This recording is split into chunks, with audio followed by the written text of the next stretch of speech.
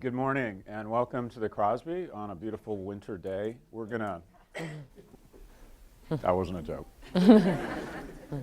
We're going to ping through some of our predictions from last year, update them a little bit, talk about where we think we got it wrong and where we got it right.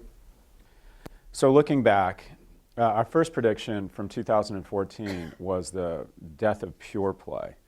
Specifically at a conference in Germany, we gave a presentation where we said that Amazon was going to decline in relevance and decline in value because consumers don't live in isolation of any one medium, and that the future was about omni-channel, which meant great digital and great bricks. So we could not have been more wrong. Amazon has, this was when the speech was, Amazon stock, it was literally like I fired a gun for Amazon stock to take off. Amazon stock is up 105% since I predicted on a global stage they would decline in value. It's now got a greater market cap than Walmart and continues to just eat the world of retail. And we also said that the future looked like Macy's and Nordstrom, and this is their stocks over the last 12 months. So they're down 25%. Macy's is down 40%, and Amazon has doubled in the last 12 months. It's a little bit of a misnomer, though, to talk about Amazon now just solely as a retailer. Amazon's probably most profitable business just within 12 months is going to be Amazon Web Services, and it's also driving a great deal of their value, growing faster than the retail unit, growing 50, 80, and 78% a year, and now is generating as much and likely more operating profits than the retailer. So Amazon is becoming a lot of things kind of disguised or wrapped in a retail body. They have also reset the model for growth, and it's unusual when you have conversations with venture capitalists, and as an entrepreneur I've always been very focused on EBITDA, and it seems like the focus has shifted because of Amazon across the entire ecosystem, where the way you build value is through differentiation and leadership and not through profits. You show growth, you show vision, you show leadership, and that seems to result in these unicorn-like valuations. And Amazon has purposely managed their profits such that they never were profitable, so the street and investors would never get used to them. Because profits become something that the investment market immediately expects, starts to like, and if they go down, then you get hit hard. So to a certain extent, the dumb retailers that got their investors used to profits, like a Walmart or a Macy's, are now painting themselves into a corner where the requisite investments in technology that they need to make to compete with Amazon result in a reduction in profits, and their stocks get absolutely hammered. So Amazon's core competencies in operations or marketing, it's having convinced the marketplace that profits don't matter and having exceptionally cheap access to capital. They can play in traffic where others can't play. Their return hurdle on investments is much lower than any other organization. So we are extending this prediction. We think Amazon is going to make a brick and mortar acquisition. It's going to be transformative. One, they have the stock. They have the stock now. They have the currency. And at some point, you got to believe that tomorrow becomes today in terms of a profitability expectation. And obviously, they're continuing to make more and more omni-channel investments. Maureen, do you want to speak to this? Yeah, so this is just some of the omni-channel patents and tests that they've done over the course of the last 12 months, everything from new campus store formats, recognizing that dorm rooms aren't necessarily, or campus post offices aren't the best place to receive packages, the dash button, which most of you are familiar with. They've filed several patents to suggest that they're going to go into stores in a major way. And then the Kindle trucks, which are kind of akin to a food truck environment. And then we all know kind of they debuted their first store in November. I think it was interesting that they chose the book category. And I think the interesting thing about the retail format with the Amazon store is kind of similar to online. The prices are set in real time. So you don't actually, as you're walking through the physical store environment, there's not a price on any single one piece of merchandise. And you need to use the Amazon app, or you can scan at an Amazon kiosk to see what that price is at that given time, kind of when you're transacting. When we look at kind of the Amazon story is a little bit misleading because when you look at the top 50 e-commerce retailers in the US, Amazon accounts for about 35% of the top 50. You have Apple at about 9.2%, Walmart at 5.4%. But the interesting thing is, with the exception of Amazon, very few other online pure plays are in that top 50. They constitute just about 8% of the sales volume. And really, kind of despite some of the gloom and doom for the Macy's and the Nordstroms of the world, their online sales are not only larger, but they're growing faster than a lot of those pure play folks. What's interesting, we did a lot of, and this is a bit of a preview for kind of our death of pure play, looking at kind of why this is the case. And what's happened with all of these pure plays, the Warby Parkers, the Rent the Runways, the Birchboxes of the world, we all kind of look at, admire, and kind of wish our organizations were moving as nimbly. They've also been incredibly well subsidized by the venture capital community, so they can afford to pay a cost of acquisition that's substantially more than a retailer that's actually held to kind of the gross, hairy reality of profits. You see this kind of playing out. So pure play retailers are bidding on about 8 times the number of keywords of retailers that have at least one store, and they're paying about 3 times as much for paid search traffic. So they've really been reliant on the Googles and the other kind of web-based customer acquisition vehicles. The other really interesting thing is that when you look at pure plays, the second they open a store, their organic traffic spikes. And here you see 2 examples with Rent the Runway and Proper Cloth. We looked across about 33 online pure plays that had opened stores, and you see this trend almost every single time. And I think pure plays oftentimes sort of think of stores as an ability to introduce omni-channel. Really what stores are, they're absolutely kind of fantastic marketing investment. You can see sort of the pitch to the venture capital community. So if you look back kind of to the late 90s, online pure plays would go to the VC community and say, we can enter this category at a fraction of the cost of the traditional brick and mortar retail model because we don't have to invest all of that capital in stores. That has completely flopped. You now see folks like Warby Parker, Bonobos, Frank and Oak. This is looking at the years before their first store opening. So opening stores kind of within the first 1 to 2 years of launching a product successfully, and then quickly trying to kind of scale out those stores as fast as possible. The VC community is now hearing, give us some capital to kind of proof of concept in an online pure play environment, and then give us more capital for us to quickly sort of escalate our vertical retail footprint. Not all bricks are created equal, and here this is just looking at the differences between a Sears and a JCPenney environment versus an Apple store or a Warby Parker. Scott, Tito?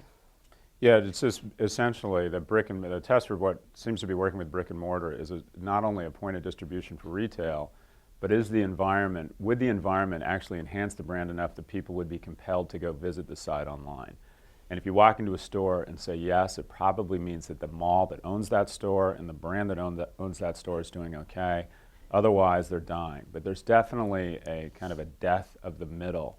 Tier 1 malls are doing just fine. General Growth Properties and Simon, their stocks are very healthy. But Tier 2 and Tier 3 malls, strip malls, could literally just disappear from existence.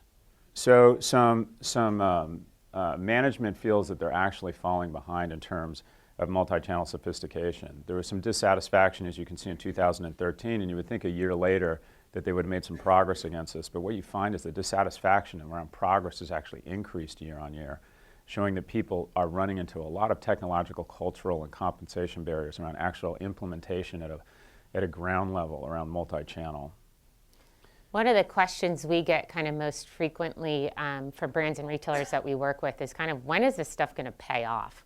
I mean, particularly folks that have been aggressive from a capital allocation standpoint and have really been sort of on the early side of omni-channel, but their businesses are not necessarily growing as fast as they expected them to, or the street's not necessarily rewarding them for kind of the capital that they've put in. And I think an interesting case study here is looking at kind of the plight of American Eagle versus Abercrombie. And we all know sort of the death in the teen retail environment, and teen retailers have been absolutely decimated in the last kind of 3 years. But if you look at what's happened kind of over the course of the last 18 months to American Eagle's stock, which has really sort of rebounded quite significantly, versus Abercrombie's, which has kind of plummeted further into the depths of loss, you can see sort of the differences of retailers that have fairly similar merchandising and retail strategies, but very different kind of approach to omni-channel. So if you look at what happened with American Eagle, right as the stock started to decline, they ramped up the investment in a lot of those omni-channel capabilities. They hired a CDO, actually from Travelocity. He was located out in San Francisco where they opened a technology center. They introduced Ship from Store at 255 locations. They actually told the street that would be rolled out by Q3 of 2014. They rolled that out a quarter early. They also spent a decent amount of capital on a state-of-the-art fulfillment center in Pennsylvania. Were able to dramatically reduce the promotionality of their business through sort of the flexible inventory that they got from the Ship from Store. They also, at that time, kind of made significant changes to their merchandise. And then just recently, kind of on their December earnings call, they began kind of going the path of Macy's, which is stopping separate reporting of their e-commerce numbers. They now report kind of the omni-channel business. One of the things that really had investors concerned was the fact that e-commerce was not as big of a percentage of American Eagle's business as they expected, kind of relative to the teen market in which they sold in. You look at that compared to Abercrombie, who on their most recent earnings announcement announced that their e-commerce growth, including the online orders that were done in store, was up just 2% year over year. If you're selling to a younger millennial consumer and your e-commerce growth is up 2% when the market is up 18%, that's where you see folks get absolutely hammered. Looking at some of the other investments that American Eagle has made, similar to Sephora, they're kind of the next retailer that we've really seen omni-channel kind of being the connective tissue. They have a very progressive loyalty program, actually have reserve and buy capabilities exclusively available to their app members. And they're using mobile to really send personalized offers, again, to reduce that promotionality of their business. So depending on kind of the geo-target and who the consumer that you're talking to, you can lower the discount level that will be needed to kind of get them to convert. Halfway through 2015, they returned to positive sales growth, and they're up 11% kind of year over year. So some predictions. We think that Amazon is going to make a transformative acquisition. Our favorites are Macy's. So to give you a sense of the scale of Amazon, Amazon has about a $325 billion market cap right now. Macy's has a $12 billion market cap. So that means for 4% of Amazon stock, they could buy Macy's and all the relationships with prestige brands they have, about $2.5 billion in profits and several hundred more points of distribution. Or for $24 billion, or approximately 7% of their stock, they could buy Carrefour and overnight be the second largest retailer in the world and the largest grocery retailer in the world, and have incredible presence around grocery and growth in Europe, where their business is growing faster. Litmus test for pure play success is simply how fast you can raise capital to open stores. And some of the omni-channel stalwarts, we do believe that their investments and discipline around omni-channel, which takes time and is expensive, are going to begin to pay off. And we're going to see some of these brands who have been disciplined around using mobile as connective tissue between the site, the store, and the consumer are going to reap those dividends in 2016. So in 2014, we predicted that Korea was the new arbiter of cool. And I think we got that one right. I think Korea continues to have sort of an undue force in the global economy. And the place where they've resonated the most is what's been sort of the biggest pain for the majority of Western brands, and that's been in China. And this is looking specifically of what's happening in the cosmetics industry in China.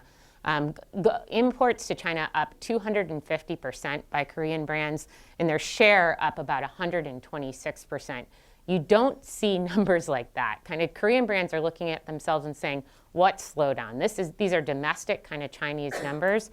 Now, the interesting thing, and there's a lot going on with this graph, is when you look at how Korean brands have invested digitally, they've much more followed the path of the local Chinese brands versus following the path of some of their Western counterparts. So you can see here, Japanese and Korean brands are the pink bar.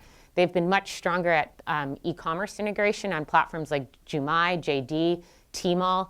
They've been much more aggressive around influencers and brand buzz, and you see them actually having some of the highest organic reach of any brand kind of this is in the Chinese digital ecosystem. And I think the proximity effect has really suggested that these guys could kind of rewrite the rules of brand building in the Chinese ecosystem. The most popular brand from a search perspective right now on the Tmall platform is Innisfree, which is a huge kind of Korean brand. They've totally understood the influencer community, and it doesn't hurt that Korean pop stars and soap opera stars are huge in China, so they've leveraged a lot of that popularity. And here you see a case study with the Face Shop, which is one of the fastest growing brands kind of within the ecosystem. They understand sort of the cross-platform nature of doing business in China. Here's an example with Laneige, again, one of the fastest growing brands, who's understanding how to develop sampling programs that are across Weibo, WeChat, Douyin, Youku, and driving consumers in store. So connecting that through very robust sort of data capture.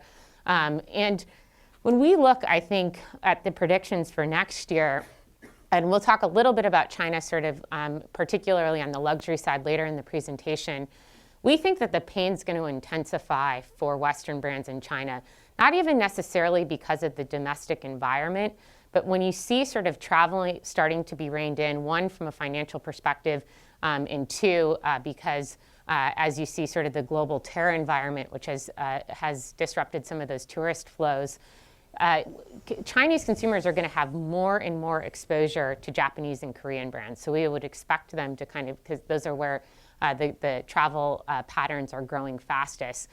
What this results in is even more pressure on global prestige companies to get their pricing in line. And I think pricing is one of the single biggest challenges that luxury cosmetics and fashion brands and watches and jewelry brands face. And kind of the path of growth in China and other Asia Pacific markets has been to kind of charge the consumer somewhere between 20 to 50% more than you do in the West. And with sort of the global pricing arbitrage, with all of these digital platforms, that's become kind of the first challenge. And some of these reduced tourist flows, as well as the understanding of native APAC brands in terms of how to sort of build businesses in the region, is going to put more pressure on the industry. So we said last year that Facebook had eaten print and was now going to take on TV, and we stand by that and think that that was prescient. If you look at Facebook relative to magazine revenue, it's really just, it's staggering. So this is through 2010, when Facebook was at about $2 billion and the entire magazine industry was at $16 billion. Now fast forward just 5 years later, Facebook's going to do $25 billion and the magazine industry is at 11. So Facebook is about 2.5 times as big as the entire magazine industry right now. And these two numbers are related. If you gave a statistician the quarterly revenue of magazines and then the quarterly revenue of Facebook and not tell him or her what those flows were, they would say that those two numbers are related to each other. That as Facebook's revenue goes up, magazines' revenues go down. In an economy where marketing spend is not going up, when Facebook grows by billions of dollars a year, it's a zero-sum game. It's coming out of somewhere. And the bottom line is magazines don't have a whole lot left to give. So the question is, who's the next victim? Where's the next carcass that Facebook is going to begin feeding on? We think it's going to be television. And if you look at some of the product innovation, a lot of it is around social video. You have a scenario here where effectively consumers can avoid on certain platforms. A lot of the innovation has been around over-the-top video that doesn't involve advertising. So prestige brands are having a difficult time finding that elusive, wealthy millennial consumer, and they're going to begin to turn to social as social recognizes the opportunity to go after that $60 billion carcass and is starting to develop a ton of video and ad-supported products. Facebook is beginning to eat into Google's share. As you can see, Google is it's no longer digital marketing. Think about it, 5 years ago it was basically Google and the Seven Dwarves, and now it's Google. Now it's a duopoly. When you look at kind of a survey of leading marketers around the return on investment on advertising, we'll do a little question and answer with the audience. Who do you guys think comes in number one? LinkedIn? I heard of Facebook. Anybody else? So Facebook takes the top spot. What about number two? Instagram? Surprisingly, it's Pinterest, which has been kind of a real loser kind of in L2's book. Third was Twitter, which we do believe kind of Twitter has some of the world's best advertising products, although for a lot of prestige brands and brands with more narrow targets, hasn't seen the user growth to warrant investment. LinkedIn and Instagram are tied, and then Snapchat, which is probably the single biggest question we get from brands today. What should we do with Snapchat? Kind of gets the lowest grades here. And I think a lot of that is just lack of transparency and then cost, because Snapchat really is kind of that VIP room of advertisers right now. What's next for Facebook? This is looking at the global messaging ecosystem. So you can see much more fragmented than the global social ecosystem.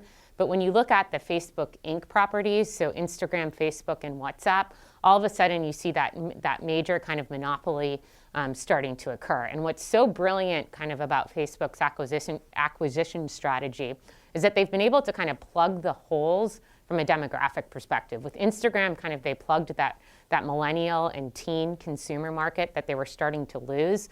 And with WhatsApp, they actually plugged a lot of the geographic deficits with Facebook Messenger. We talked a little bit about video. This is just looking at the share of paid views on the left, kind of on YouTube, and then on the right on Facebook. This is just over October of 2015. But you'll see beauty brands are spending disproportionately on Facebook, and you see much higher view counts because the CPMs are about a third of what you see on other platforms. Facebook has recognized this, and while they, just like Google, are really trying to kind of play nice with television and talk about the great omni-channel marketing opportunities that are available online and offline, they really sort of stuck it to the television market in September when they announced TRP measurement. So you can effectively kind of measure your Facebook spend head-to-head with how you purchase your television advertising, which would suggest they're very much kind of going after that $82 billion pie. And then if you look at the war on identity, and we think that this is kind of the quiet war, and that's the ability to attach behavioral data to a specific identity. Facebook is winning this war, largely because people aren't comfortable with Google attaching your search queries to an identity for obvious reasons, but the explicit open nature of the Facebook platform lets them attach specific data to specific identities. And as a result, they have more identity data than anyone, which is resulting in higher CPMs, because behavioral targeting does seem to be the marketing technique of the future. So some predictions. We think Facebook is going to accelerate the fall of the advertising industrial complex, and we'll talk more about that, specifically around TV, ad dollars taking a hit, particularly with prestige advertisers. The viewability debate will intensify, meaning that as Facebook's dollars increased coming out of TV, they're going to have to show greater data and proof of actual viewability metrics. Brands are going to begin experimenting with messaging. It sort of went social, then it went mobile. It feels like messaging is going to be the hot thing for the next 2 years. And we said 5 years ago that Facebook would be the most valuable company in the world in 3 years, and we were wrong, but we were directionally correct. The value of Facebook increased about 12x over those 3 years. We still hold on to that prediction. We were a little bit early. Facebook is the most successful thing in the history of mankind. It has a meaningful relationship with 2.2 billion people a day across Instagram, Facebook, and WhatsApp. It's more successful than God, Buddha, Allah, capitalism, communism, China, the Kardashians. There has never been anything, and I'm serious about it, there's never been anything as successful in mankind as Facebook, and we think the dollars are going to follow that success. So we said that a year ago, this platform would be the most powerful platform in the world. What platform is that? We predicted that Instagram would be the most powerful platform in the world, and we think that we are correct. 10 to 15 times the engagement of Facebook, 15 to 25 times the engagement of Facebook. We looked at total interactions across beauty brands among 3 platforms, Facebook, Instagram, and Twitter. And as you can see, over the last 3 years, Instagram is beginning to take share of total interactions away from Facebook, and Twitter barely even registers. When you look at the fastest growing brands, you see almost a 1-to-1 correlation in beauty and fashion between brands that have been able to grow share and grow sales and brands that are successful on Instagram. So Anastasia Beverly Hills commands 34% of all Instagram interactions kind of in the beauty industry. They actually have more interactions than all of L'Oreal Group combined. Anastasia is up the #1 fastest growing brand on NPD, both on and offline, and complementing them kind of in the top 10 are Tarte, Too Faced, NYX is among those. So you see kind of anytime a new technology, and particularly a technology like Instagram, which is still incredibly organic, kind of increases its value in the marketplace, there's going to be a number of folks that kind of disproportionately take advantage of that shift. And in beauty, it's largely been a lot of these small challenger beauty brands that have leveraged user-generated content. Fashion, you see almost the exact same trend. So Instagram commanded about 41.5% of all interactions in 2013. It's now almost 90. So has been absolutely kind of staggering. And again, when you look at brands that control sort of a disproportionate share, oftentimes that correlates quite well with the growth numbers. So Valentino, 9% of all Instagram interactions in the fashion industry. Valentino increased their profits about 57% and is arguably sort of the fastest growing luxury brand in the world over a certain size right now. Some of our predictions for Instagram, I don't think this is anything new to anyone in the audience, but we believe that the organic party is going to end, and it's going to end pretty quickly. So experiment now.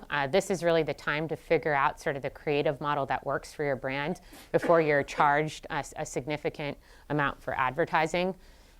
We believe that Facebook is going to try to turn Instagram into a commerce play, that they're not going to kind of be able to resist the peanut butter and chocolate-like combination that they've built on the platform. I think this experiment's going to be ill-fated. Instagram is much more around top of the funnel brand building activity. And then regardless of kind of what happens with Instagram, Snapchat, or any other platform, this combination of visual, mobile, and then the authenticity of creative content is critical to building any great brand. What's interesting is that an Instagram post gets about 10 to 20% more engagement when you remove the logo from the photo, which is totally counterintuitive to how you think about traditional advertising. But that skill, being able to tell great brand stories without a logo, without a slogan, but doing that visually and oftentimes taking that photo through a mobile device, we believe is going to play a disproportionate role kind of in the future. So Apple takes a bite out of luxury. We said last year that Apple was no longer a tech company but a luxury firm, and that luxury had gotten fat and happy. It increased its prices faster than inflation, and it had attracted the most formidable competitor in the world, and that was Apple. So how many brands does Hermes work with? I actually think this was a mistake for the Hermes brand, but regardless, there are very few tech companies. Specifically, there's only one that Hermes would ever dare to partner with. Some muted expectations around the watch. We believe the watch has actually accomplished what it was supposed to accomplish. Everyone likes to tear down a leader. There were some predictions about Apple becoming the biggest watch company in the world overnight. What it has become is hands down the biggest smartwatch company upon release. It effectively came in and said, hey, Samsung, we'll take the smartwatch industry. Thank you very much. It's really coming out of Samsung's hide. And even if it's about a $2 billion business this year and could go to 3 or 4 next year, the entire Swiss watch export business is $22 billion. There's just no way this isn't going to begin to eat into some of the luxury watch players. And then people are second guessing, well, isn't the discounting announced by Best Buy pretend that in fact the Apple Watch hasn't been successful? But Apple's operating margins continue to be the envy of the business world. These are the operating margins of some of the most profitable prestige houses in the world. If you look at the product that identifies our generation or even our age, it would have to be the mobile phone. And if you look at the entire mobile phone market, 92% of the profits go to one player, Apple, even though it only has about an 18% market share. About 14% goes to Samsung. You say, well, that doesn't make any sense. That adds up to 106%. That's because Motorola, HTC, Lenovo, and Nokia all split 6% of the losses. They are, the combined profits of those companies is negative. Who does Apple's growth affect? It's got to affect everybody. On the right-hand side here, these are the total revenues of these unbelievably successful brands. These are the total revenues. On the left, that's the growth of Apple's revenues last year. Mm-hmm. So who gets impacted by Apple? If you sell discretionary items between the prices of $300 and $1,000, you're going to be having a lot of meetings talking about what's wrong. Is it our brand? Is it our product? Is it our marketing? No, it's Apple. We're in a zero growth economy, and this is how much money they're taking out of the discretionary ecosystem every year. Some of the biggest victims, obviously teen retail has been absolutely crushed. Kids now identify themselves through their phone versus their hoodie. And also this notion, again, this effect of the discretionary part getting smaller and smaller, even in toys. And any parent knows this. I don't know how many of you, your kid wakes up at the crack of dawn on Saturday and Sunday and begins thinking about gluing themselves to an Apple product. They no longer want their Legos. They no longer even want TV. They just want to go on their iPads. When you look at kind of the new normal, and this is kind of staggering data, when you look at the growth in luxury, and luxury has been a good business the last 10 years, 2/3 of that growth has come out of a single economy, and that's been China. Now that's a mix of domestic Chinese growth as well as obviously the huge demand from tourists from abroad. But if you look at kind of the reality of the luxury industry this past year, in real sort of exchange rates, and when you don't control for currency fluctuation, the total industry is expected to be up sort of a tepid 1% to 2%. A lot of that, and obviously there's been just a ton of analysis across the industry around the China problem and all sorts of things contributing to kind of poor domestic demand within China. But domestic China kind of down 1% to 2%. And kind of most luxury brands are kind of being given a little bit of a hall pass around that. It's understood that the domestic economy is down.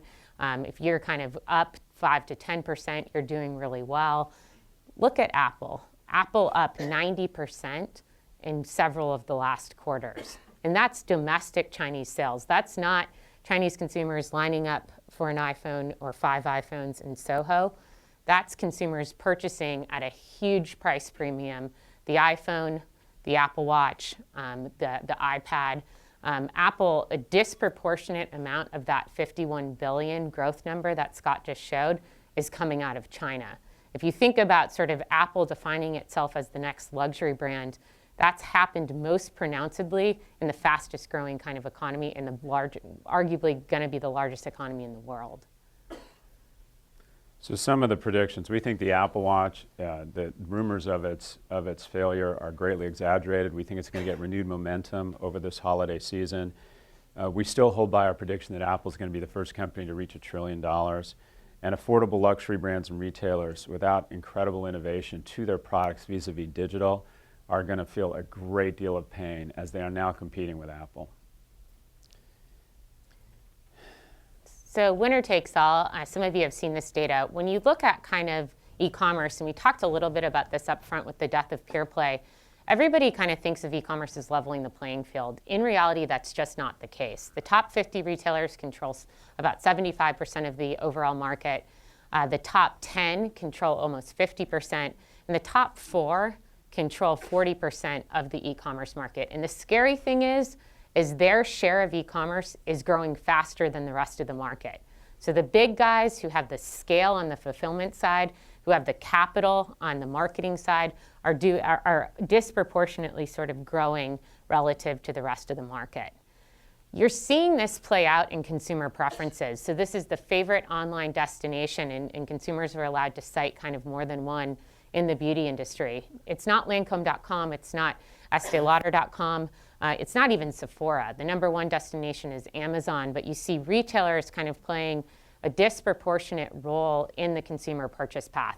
A lot of this is research that's occurring to eventually go purchase in your aisles or at your counters. The only brand to be in the top 10, which isn't necessarily a good forward-looking indicator based on the challenges across their business, was Avon.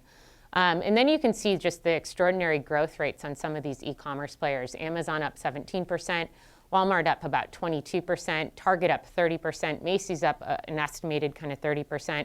Ulta, who's down here on the bottom, was up about 70% from an online business perspective. And the rest of the players don't necessarily disclose their numbers, but we would expect them to be kind of quite similar. This all kind of gets put into perspective when you look at Estee Lauder, arguably the most successful direct-to-consumer company from an e-commerce perspective in beauty. estimated to do about $600 million in online sales. If you compare that to the online businesses of some of their biggest points of distribution in the US, Macy's at 5.4, Nordstrom at 2.5, Neiman Marcus at 1.1, you would argue kind of the fastest way for Estee Lauder, who's a great partner kind of with Macy's, is to relinquish some of the focus on EsteeLauder.com and focus on being the fastest growing brand in a Macy's.com environment. When Macy's.com is up 30% and EsteeLauder.com is up somewhere between kind of 10 and 15, you absolutely need to kind of invest behind these growth channels. You see this kind of playing out in terms of what the consumer sees. So this is switching gears a bit to the fashion industry. When you search for brand terms within fashion, brands control about a third of that first page of search results on the organic side. So that's your branded website, your branded social properties, typically which do bubble up to the top of the page. But that's all for naught because retailers are bidding on about 82% of that share. And when you start to think about things like product listing ads, search on mobile, retailers are disproportionately kind of the first thing that shows up for brands. And oftentimes they have ad copy that's not necessarily aspirational, using hooks like discounts and promotions to try to get the consumer kind of to that site.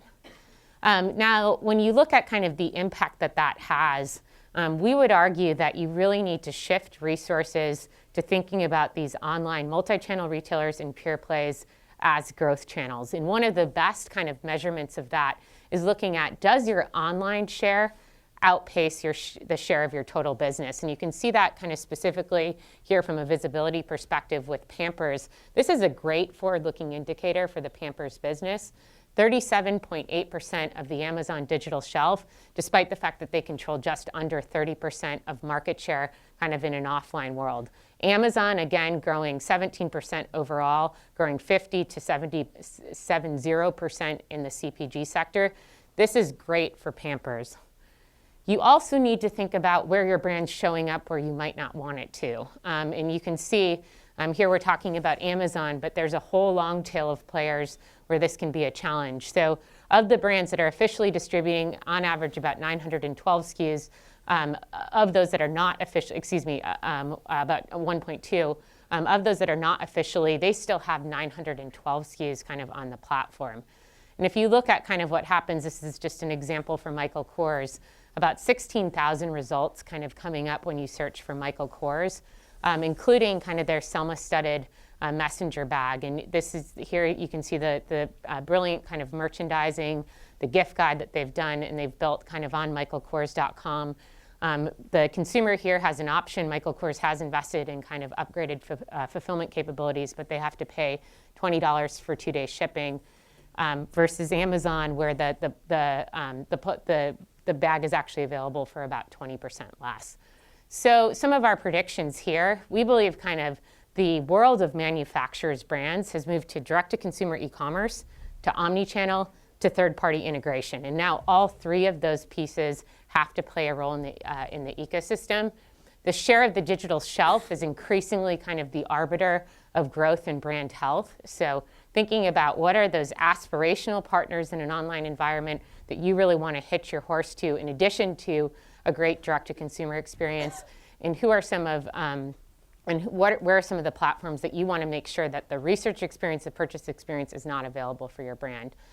Finally, we think there's some organizational implications here. A lot of times the folks that are managing these traditional retail relationships are from the sales organization and don't necessarily have the digital know-how from a negotiation perspective to get the most out of the .com piece of it. And I think there's going to be a lot of training and upskilling within sales organizations around some of these growth channels. So the war for talent, there's been an incredible reshaping of the economy from traditional analog firms losing talent to tech-oriented firms. This is the number of people who have left P&G, L'Oreal, Estee Lauder, Unilever, LVMH, Richemont, and Kering and gone to Google, Facebook, or Amazon. So as you can see, a lot of people have left these organizations to go to those tech companies, and people would think, well, that's okay, people trade players all the time. The trade here is one way. This is the next slide, shows the number of people that have come from Google, Facebook, and Amazon back to these firms. So the stream is one way here. And then if you look at where the tech companies are getting their players, you're beginning to see the disruptors be disrupted. So where does Google get its people? From Microsoft to IBM, Amazon. Where does Facebook get them? From Google, Microsoft, and Yahoo. And where does Amazon get them? From Microsoft, IBM, and HP. And then we did another reverse migration analysis. So again, how many people from Microsoft, IBM, and Amazon go to Google? And then how many people does Google send back to those organizations? So the flows are one way. In other words, it's great to be hot. You do see some reverse poaching, and I think LVMH, who's been a notorious laggard from more of an enterprise perspective, has recently kind of made two relatively high-profile hires from Apple, their new chief image officer for Donna Karan, who is the former creative director of worldwide marketing communications for Apple, who joined the LVMH team in April. And then most recently in October, Ian Rogers, who now heads up kind of the group digital division. It's going to be interesting to see kind of whether these folks who come from the Apple environment are able to kind of elevate the enterprise value of LVMH's digital. They have tons of enterprise value around real estate, tons of enterprise value around media. That has translated in absolutely no way, shape, or form to an e-commerce, omni-channel, and social media environment. So again, will be interesting to see. So pretty straightforward. The prediction, in a digital age, the ultimate resource is human capital. The team with the best player wins. And this is true more so than ever as brand value begins to erode and IP barriers begin to erode. It's really all about execution. And just a quick word on Yahoo. Yahoo had the right strategy. There's been a lot, Yahoo's been in the news a lot lately, to focus on mobile, bold acquisitions, but the execution wasn't there. So you're going to see, I think, an increased, a lot of stories coming out of HBR talking about, the right strategy is important, but execution is sort of the new black again. Looking forward, one of our big themes for 2016 is what we call the death of the advertising industrial complex. If you look at the performance of top 100 CPG brands, while technology and retail love scale, companies and brands that aren't able to inject their products with a great deal of innovation stemming from digital have become over-reliant on advertising. How can you tell if your company's in trouble or your product really isn't differentiated? You're constantly spending more on advertising. Advertising has become the wasteland of companies that can't find other ways to differentiate. And as a result, 90% of the top 100 CPG brands in the US have lost share and 2/3 have declined in sales. In the top categories, you're seeing that the top 100 CPG brand growth is actually a negative versus the category growth being positive. So we have the opposite effect here. Among the categories where technology is important, you see a winner-take-all environment, but among categories where technology is not permeated, you see a lot of companies that have gotten fat and happy and have only found ways to innovate around advertising, losing share to upstarts who are more innovative around product and channel and post-purchase innovations. Some of the innovators, as you can see, more focused on product, better ways to communicate their messaging, and more savvy digitally. So some quotes here, and I won't read these.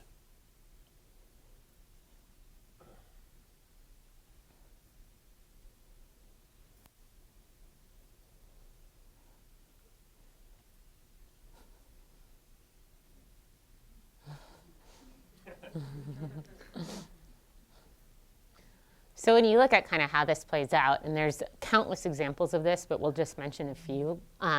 This is just looking at NYX, which was acquired by L'Oreal, so they're smart. They're going after kind of those fast growing brands. But looking at, so that they compete directly against L'Oreal Paris, which is one of their flagship brands. NYX on the paid search side is bidding against 129 terms versus L'Oreal Paris, who bids across about almost 61,000. But if you look at NYX's share of organic visibility versus L'Oreal Paris, it's clear that there's just been a huge shift in skills that favors the NYXs of the world, whereas L'Oreal Paris is just paying disproportionately for that same traffic growth.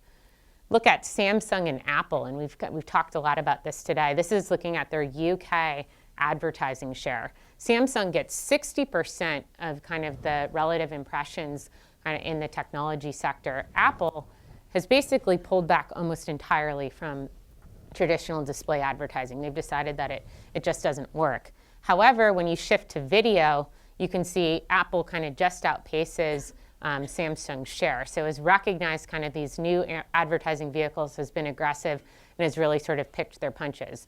Whereas Samsung, as they've increasingly sort of eroded on share and profit, just slings more and more money over to their media agency, hoping to grow awareness and some of those aspirational values for their brands.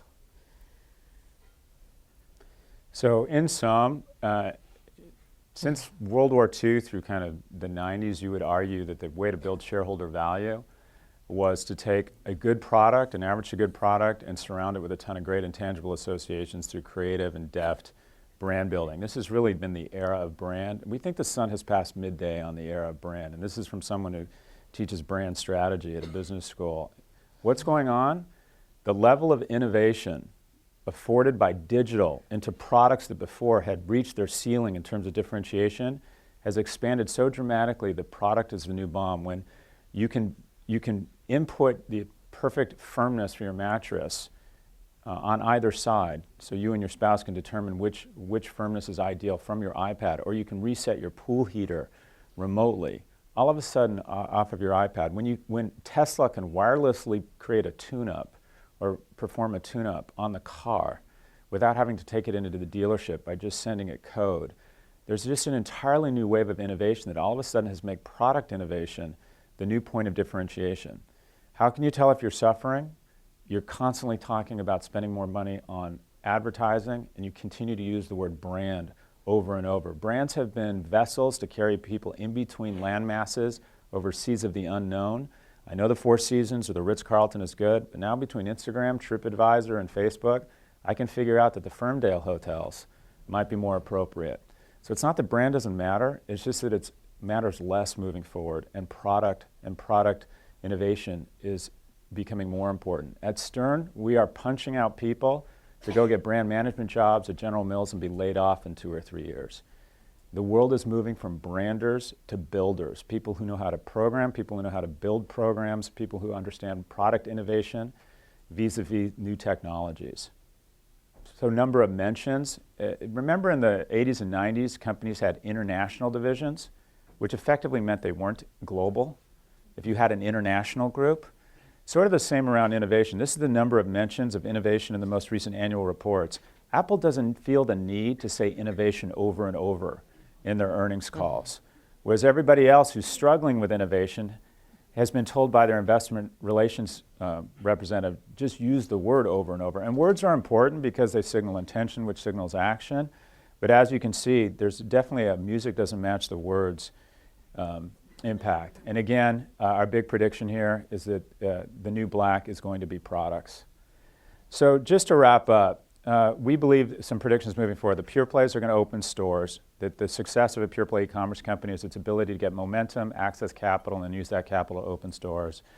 We think China is going to turn from friend to foe for a lot of the brands in this room, that the actual slowdown is going to intensify. We do believe Facebook's going to be the most valuable company in the world.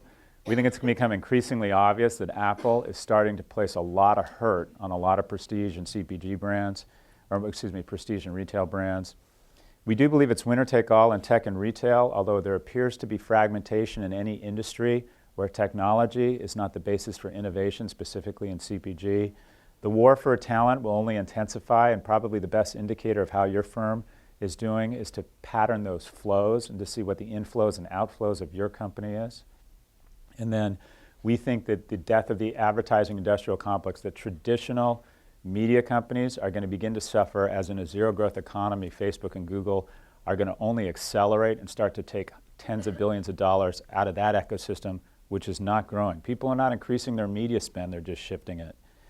So that is the end of our regularly scheduled program.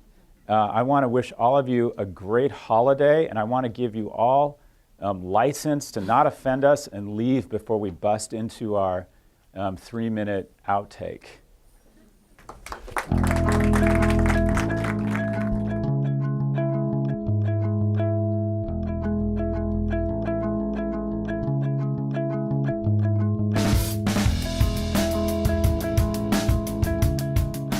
recording?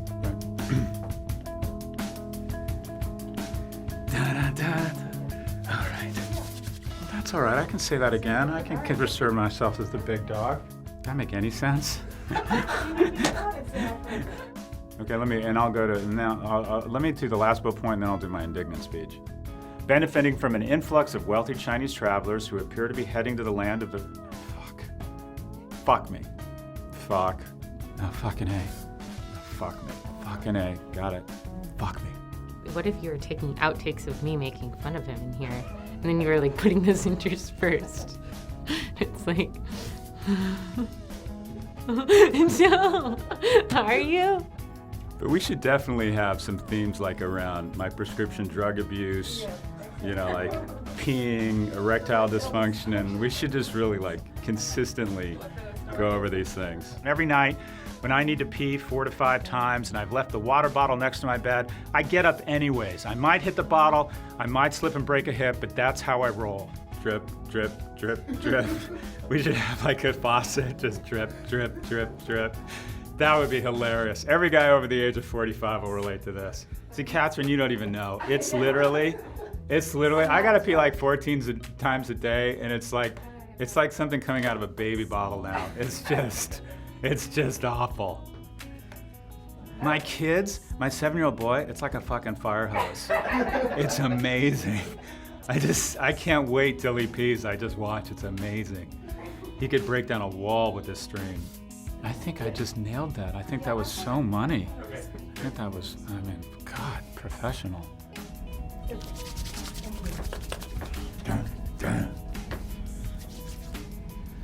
Nailed it. I'm on a roll today. Oh, that's good. Yeah, that was excellent. That shit's funny, no?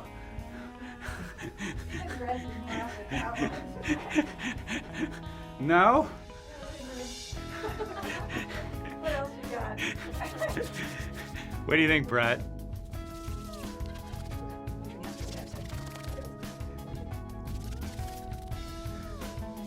That's gonna be hard. I know.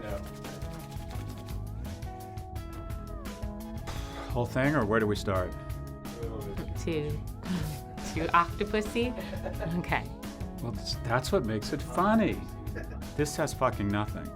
To the tune of, what am I, 85? To the snappy tune. I used to party with Angie Dickinson and Cuba with these cool cats. Literally, could I be any fucking older? Brain squeeze here. Ah! Meh. I'm sweating. That's good shit. That's good stuff. All right, let's move on. That felt good. That felt tight. Genius. Ta-da! Thanks, guys. Well done. Thank you. Thank you.